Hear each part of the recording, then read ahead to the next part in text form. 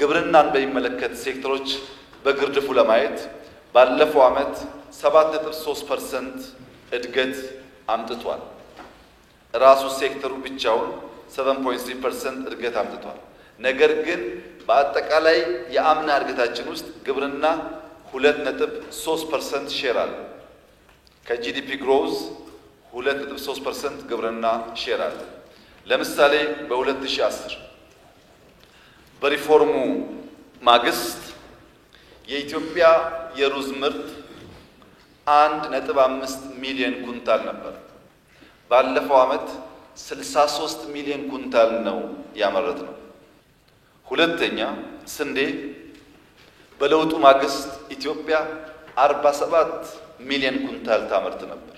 ባለፈው ዓመት ስንዴ ከ280 ሚሊዮን ኩንታል በላይ አምርተናል።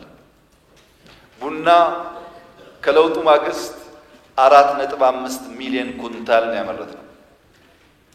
ኤክስፖርት ያደረግነው $700,000 ገደማ ነው። የኢትዮጵያ ትልቁ ቡና ኤክስፖርት የነበረው በዚያ ዘመን።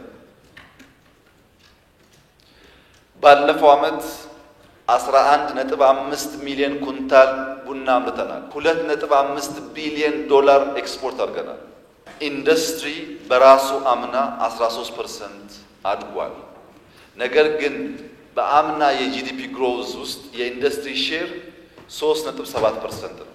በጣም ተስፋ ሰጪው የኢንዱስትሪ እንቅስቃሴ ደግሞ ማይኒንግ በጂዲፒ ግሮዝ ከነበረው 0.1% ወደ 1% አድጓል። ከፍተኛ እመርታ አምጥቷል።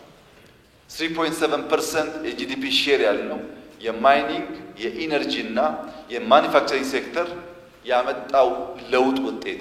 ሰርቪስ 3.1% የጂዲፒ ሼር ነበረው፣ በራሱ 7.5 አድጓል።